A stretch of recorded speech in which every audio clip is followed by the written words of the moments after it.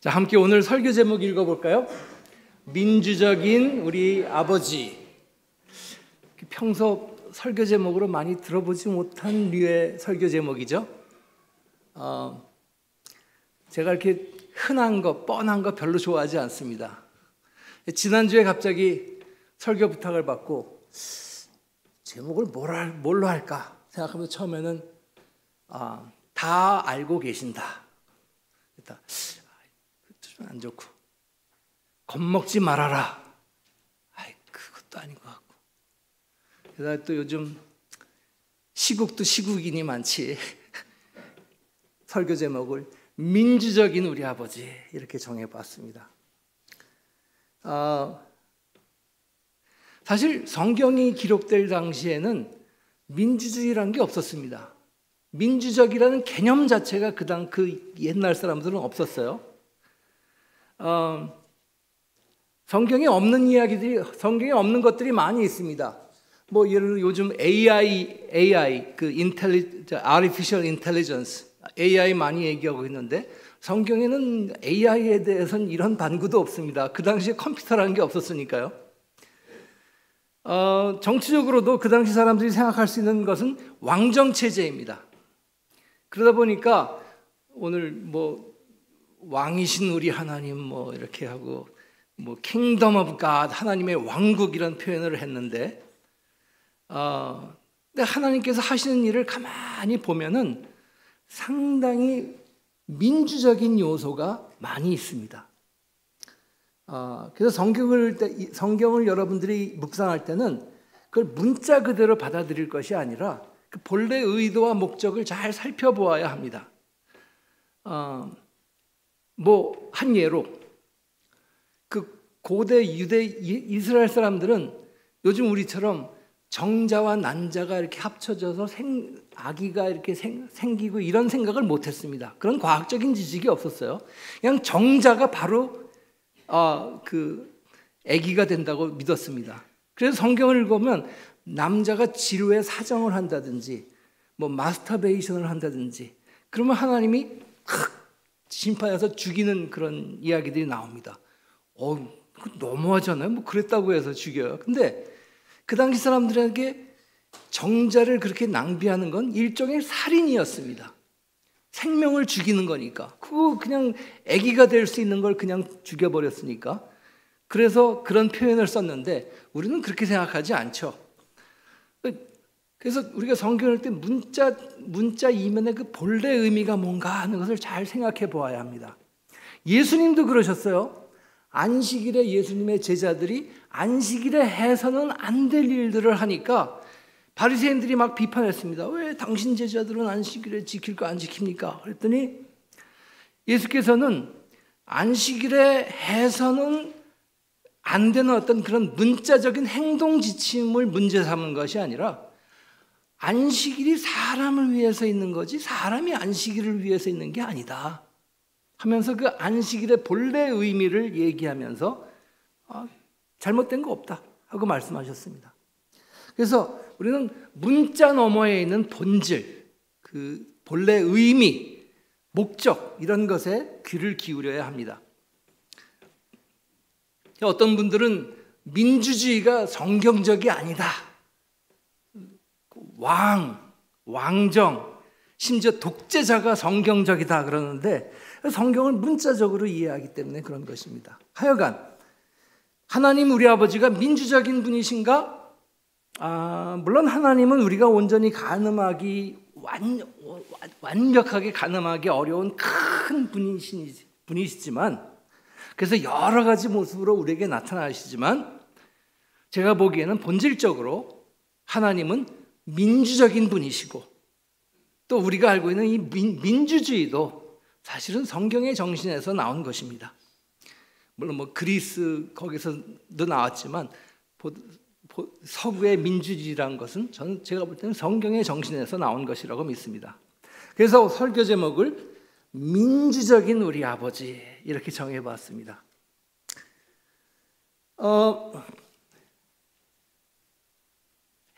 세간에 이렇게 한국 교회가 좀 기복적인 신앙을 가지고 있다. 너무 기복적이다.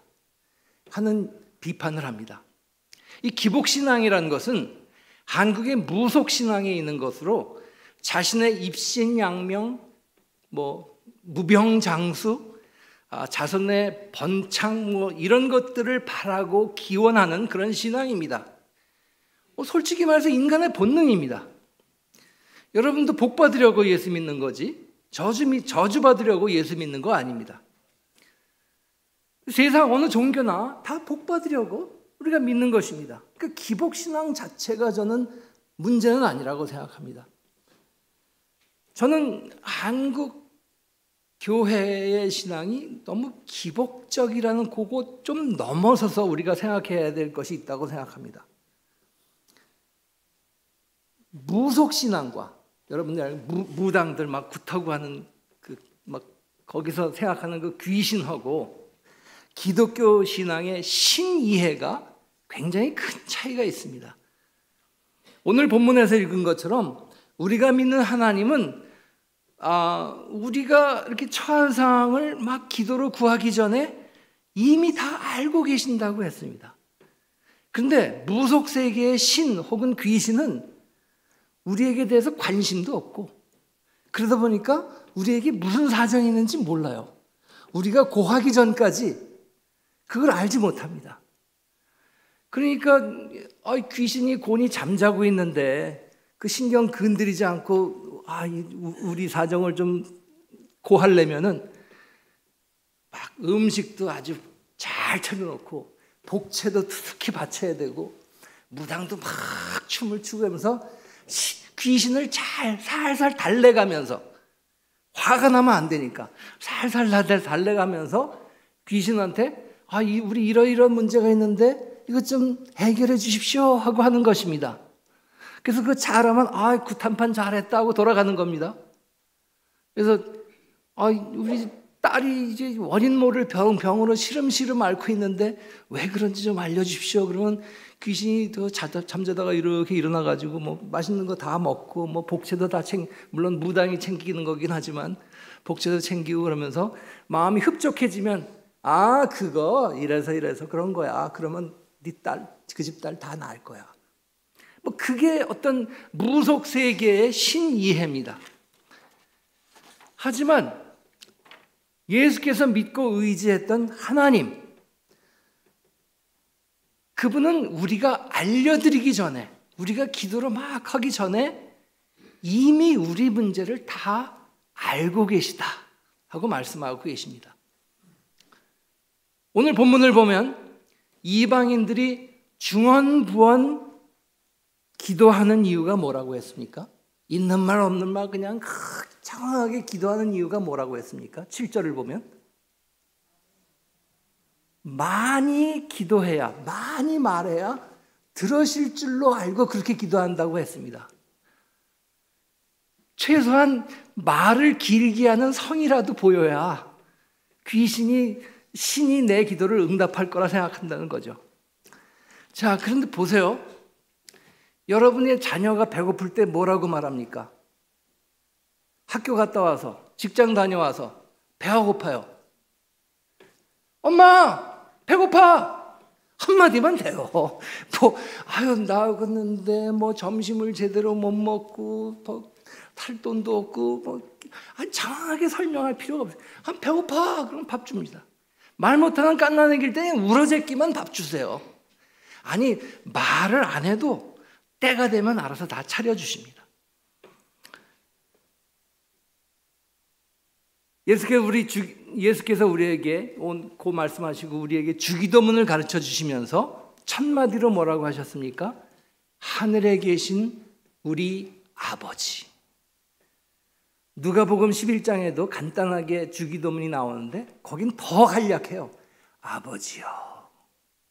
하늘에 계신 우리 아버지. 이것도 없어요. 아버지요.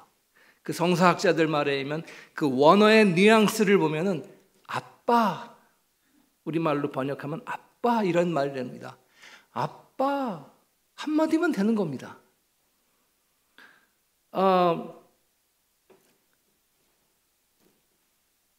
근데 혹시 엄마 아빠가 없어가지고 이웃집 아줌마 아저씨한테 밥 달라 그러려면 어떻게 말해야 됩니까? 장황하게 설명해야 됩니다. 일단 굉장히 애처로운 모습으로 조심스럽게 집에 왔더니 엄마 아빠가 없거든요. 집에 라면도 없더라고요. 밥 한 끼 혹시 주실 수 있나요? 무슨 장황하게 설명. 아줌마 밥 한 끼 주세요. 감히 그렇게 말 못합니다. 좀 굉장히 친하면 그럴 수 있지만 이웃집 아줌마 아저씨한테는 그렇게 말 못합니다. 장황하게 설명해야 됩니다. 그런데 하나님은 너희들 아빠 아버지니까 그렇게 장황하게 기도할 거 없어. 용건만 간단히 말해. 말하기도 전에 이미 다 뭐가 필요한지 알고 계시지만 혹시 기도하게 되면 간단하게 말하면 돼.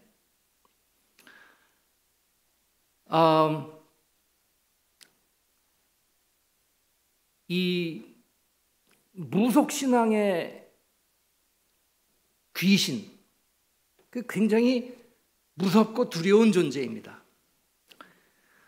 저는 옛날엔 안 그런 것 같은데 한국 요즘 TV 방송에 왜 이렇게 무당들이 많이 나오는지 모르겠어요. 실제 무당들이. 뭐 여러 가지 프로그램들 보니까 무당들이 굉장히 많이 나와요.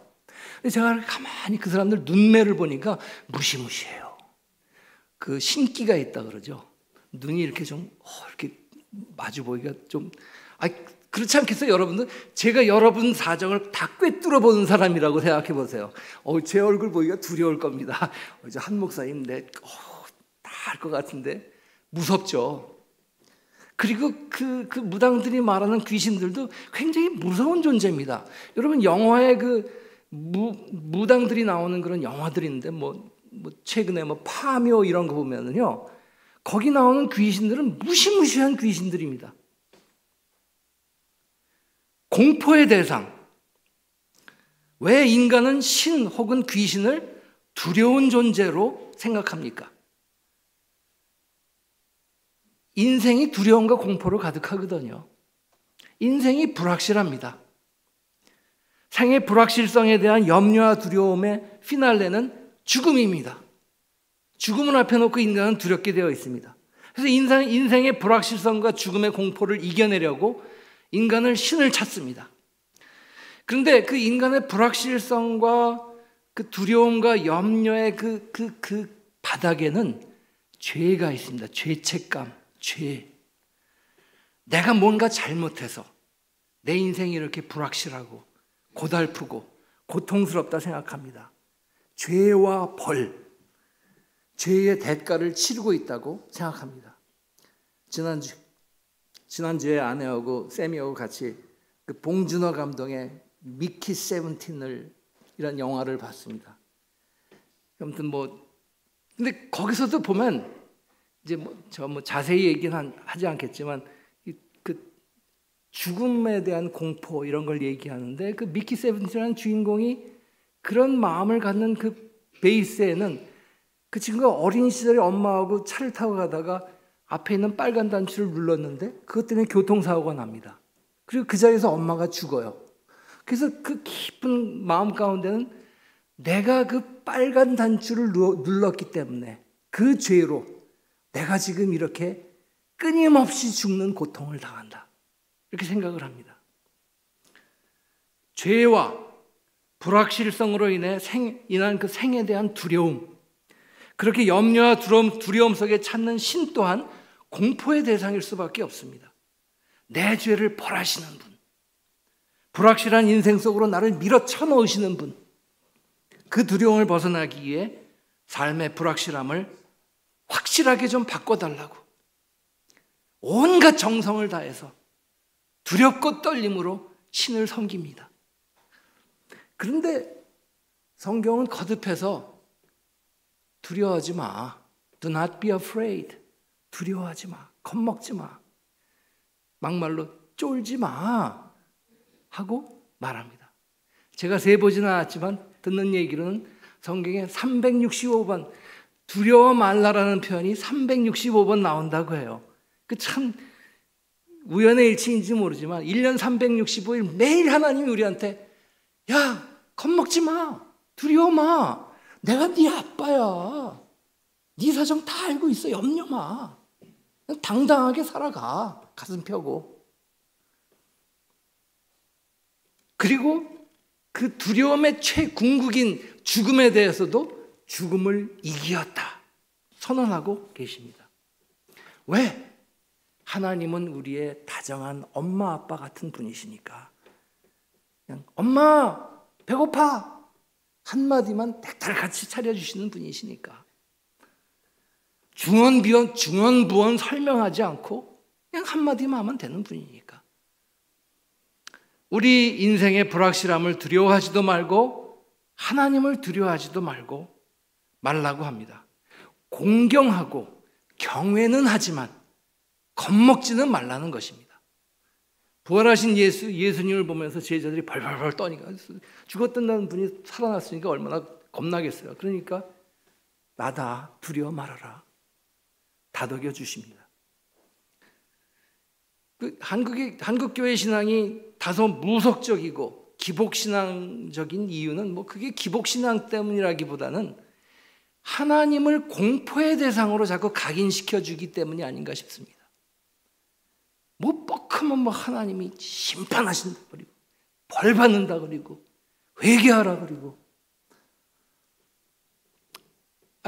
제가 어렸을 땐 그런 게 없었던 것 같은데 모르겠어요. 제가 기억을 못해서 그런 건지 모르지만 요즘 길거리 가다 보면 그 차에다 확성기 달아놓고 말이죠. 막 설교하면서 다닙니다. 차에도 성경 구절 잔뜩 적어놓고. 근데 그 얘기 가만히 들어보면요, 회개하라는 겁니다. 세상은 악하고 니네들 다 악하니까 회개하지 않으면 지옥에 간다는 겁니다. 그거 굉장히 무속적인 겁니다. 하나님 우리에게 그렇게 겁박하는 분이 아니십니다. 사랑하시고 우리가 하나님 이러셔도 되나 할 정도로 어마어마하게 우리를 사랑하시는 분이십니다. 어떤 의미에서 바울이 율법주의의 반기를 든 것도 비슷한 맥락이라고 저는 믿습니다. 우리가 하나님의 자녀가 되는 근거가 우리가 하나님께 성심성의를 다하고 율법을 지키고 믿음이 철석 같고 이래서가 아니고 전적으로 하나님의 은혜와 자비와 사랑 덕에 우리가 하나님의 자녀가 되었다는 것입니다. 그 마지막으로 이게 다 신에 대한 이해가 잘못됐기 때문에 다 나오는 건데 신을 공포의 대상으로 자꾸 각인시키기 때문에 하는 건데 이게 모순되게도요 무속적인 신앙이 가진 신을 향한 공포는 신을 마음대로 내가 주무를 수 있다고 착각하게 만듭니다. 아주 모순되는 거예요. 신을 벌벌 떠는 것 같지만 궁극적으로는 신을 내 손 안에 팥떡 주무르듯이 마음대로 할 수 있다고 생각합니다. 내가 40일 금식 기도했는데 내가 철야 기도했는데 헌금을 이렇게 많이 했는데 하나님은 내 기도를 들어주셔야만 한다고 생각합니다. 지가 뭔데 뭘 하나님께 뭘 이렇게 대단한 걸 했다고. 하나님은 그런 분이 아니십니다. 그렇게 말은 하진 않지만 속으로는 내가 이렇게 지극정성을 다하고 교회도 매주일 나오고 이렇게 섬기고 그랬는데 하나님이 감히 내 기도를 들어주시지 않으셔? 이건 말도 안 돼. 착각합니다.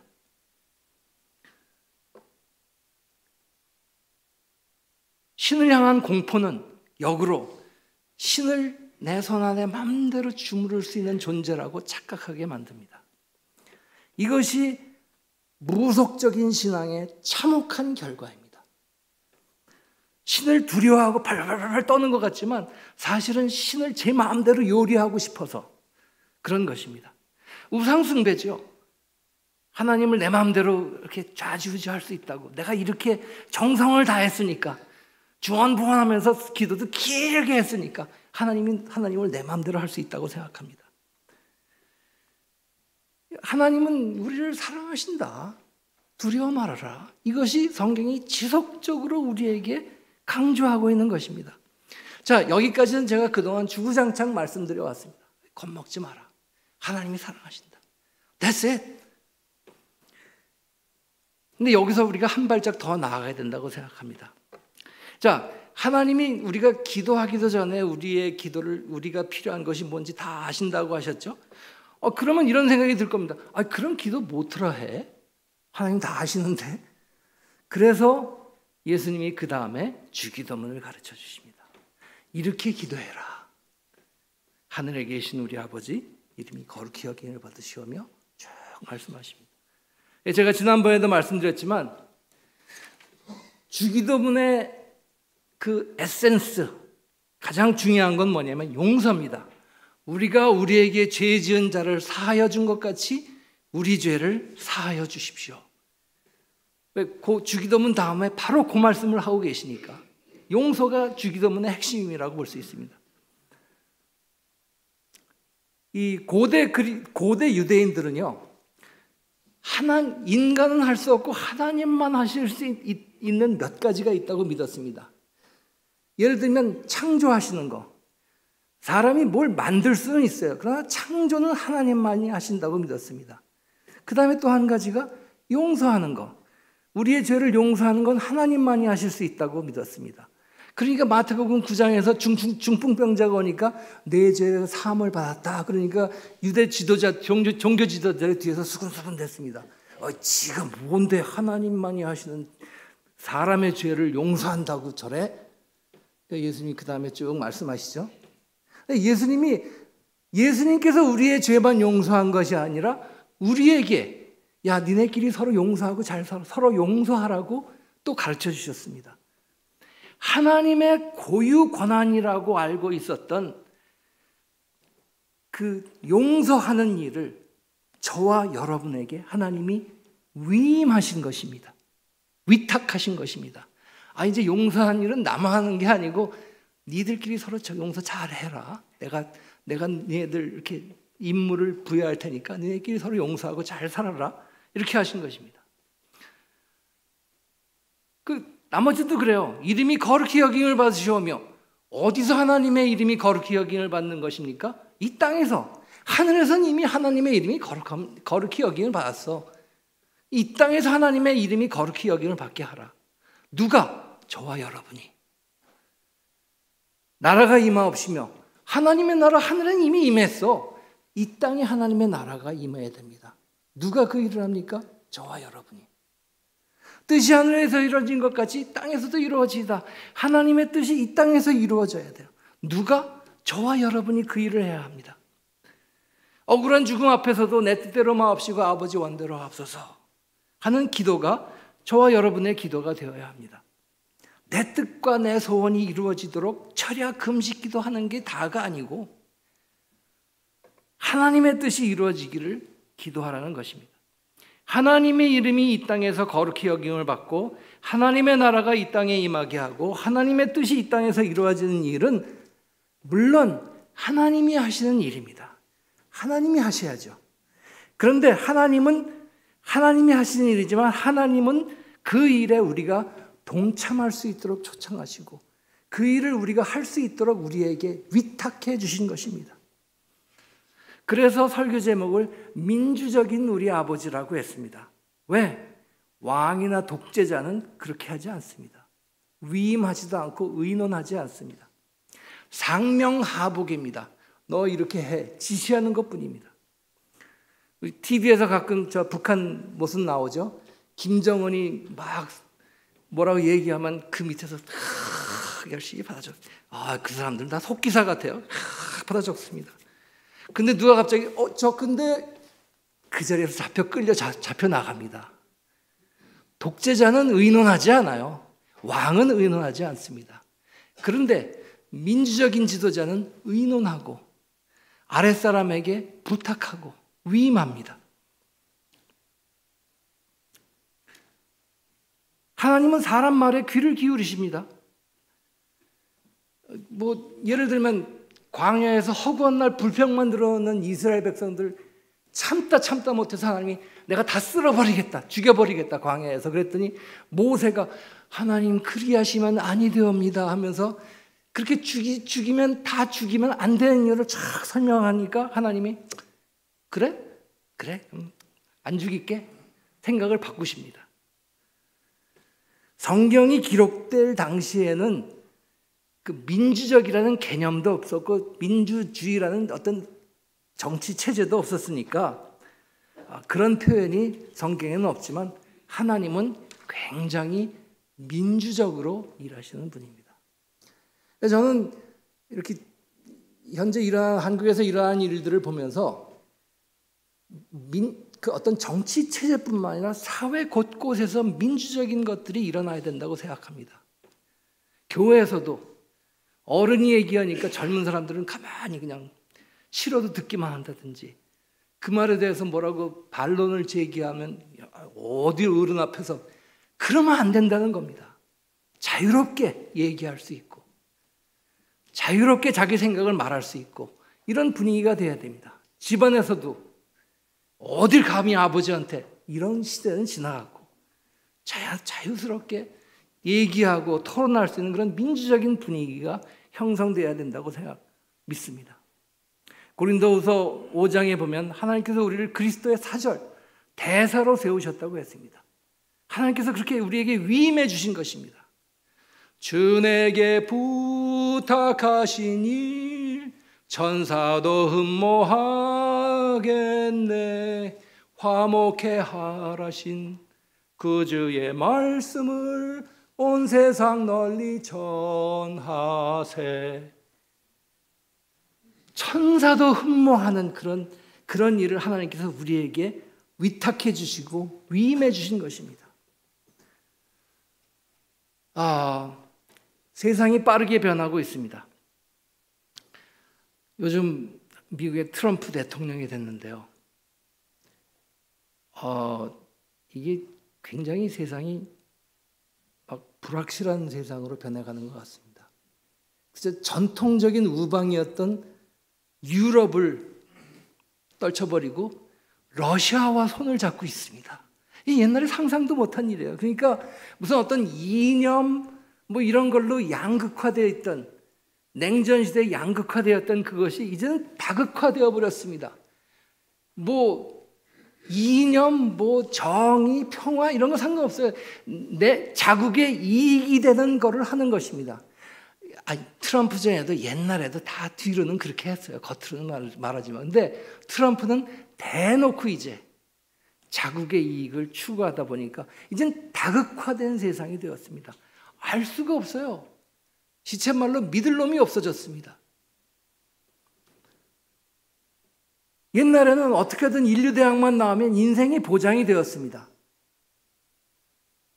한 번 직업은 영원한 직업이었습니다. AI가 점점 발전해서 직업 전선에도 직업의 지형이 빠르게 변화하고 있습니다. 뭐 젊은 사람들은 오늘이 청년주의니까 예나 지금이나 참 어렵지만 저는 요즘 청년들이 참 어려운 시대를 살고 있다고 생각합니다.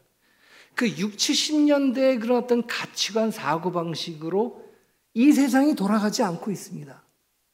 인류대학을 나와도 인생이 보장받질 못해요. 뭐 좋은 삼성 이런 데 취직돼도 거기에 영원히 있을 거라는 보장이 없습니다. 불확실의 시대가 되었습니다. 그렇게 모든 세상이 불확실하다 보니까 선동가들이 막 나오는 그런 세상이, 뭐 트럼프 대통령도 마찬가지지만 유럽도 말이죠. 뭐 좌든 우든 막 극렬하게 선동하는 그런 사람들이 지도자가 됩니다. 뭐 이성적이고 뭐 조곤조곤 설명 이런 사람들은 인기가 없습니다. 이거야 하고 확실하게 막 하는 사람들이 인기를 얻습니다. 목사님도 잠시 말씀드렸지만 저희도 임기가 2028년까지였습니다. 여러 가지 계획이 있었어요. 2028년 되면 내가 66세가 되니까 은퇴를 할까, 한 텀을 더 할까. 그런데 구조조정으로 갑자기 일을 그만두게 되었습니다. 불안하죠. 저도 사람인데 당장 24일까지 사택에서 나와야 됩니다. 어디 뭐 집이 정해져 있는 것도 아니고 뭐. 그러나 우리 사정을 이미 다 아시고 때를 따라 필요한 것을 공급하시는 아버지를 신뢰하기 때문에 뭐 그렇게 뭐 주눅들지 않고 가슴 펴고 당당하게 살아갈 수 있습니다. 또 아주 초긍정녀인 우리 김지은 목사, 괜찮아, 더 좋아질 거야. 확신을 해요. 남자는 장가를 잘 가야 되는 것 같습니다.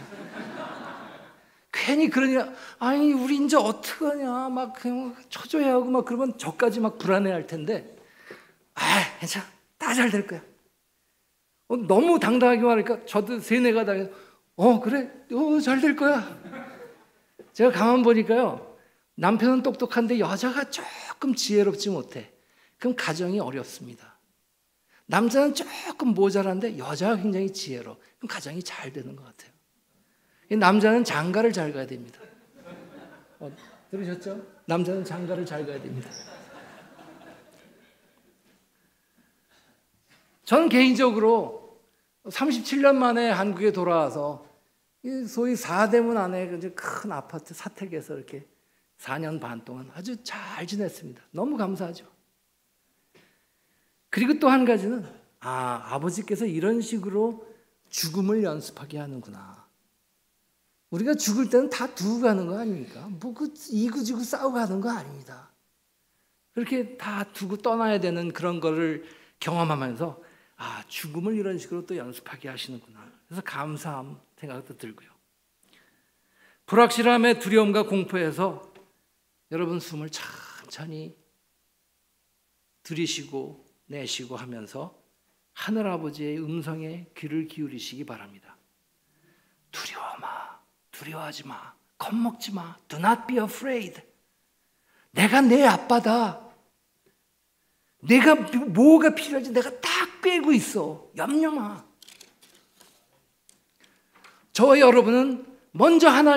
여러분이 할 일은 먼저 하나님의 나라와 그 의를 구하면서 창세전부터 하나님께서 해오시던 일에 동참하라고 우리를 부르시고 또 그 일에 우리를 위탁하고 계십니다.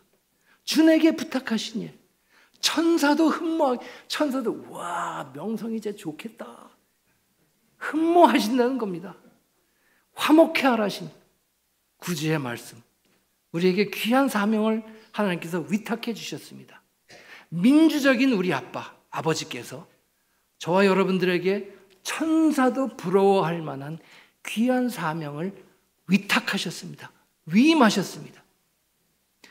내 한 몸, 내 가정 복받고 출세하는 것이 아니라 하나님의 나라와 그 뜻을 이 땅에 펼치면서, 그럴 때 사람들이 보면서 토요일 전도 하신다 그러는데 이 주변 사람들이 경복교회 교인들을 보니까 말이야, 하나님 멋있는 분 같아. 하나님의 이름이 이 땅에서 거룩히 여김을 받게 하는, 이 천사들도 흠모하는 그리스도의 대사로 하나님께서 저와 여러분을 위임하셨습니다. 개인의 영달에 연연하는 짜잘한 분들 되지 마시기 바랍니다. 내 특권은 좀 더 많이 내려놓고 대신에 좀 더 용서하고 좀 더 포용하고 좀 더 위로하고 좀 더 섬기고 좀 더 사랑하는, 세상이 감당할 수 없는 멋진 하나님의 아들, 딸들이 되셨습니다. 할렐루야. 아멘. 감사합니다.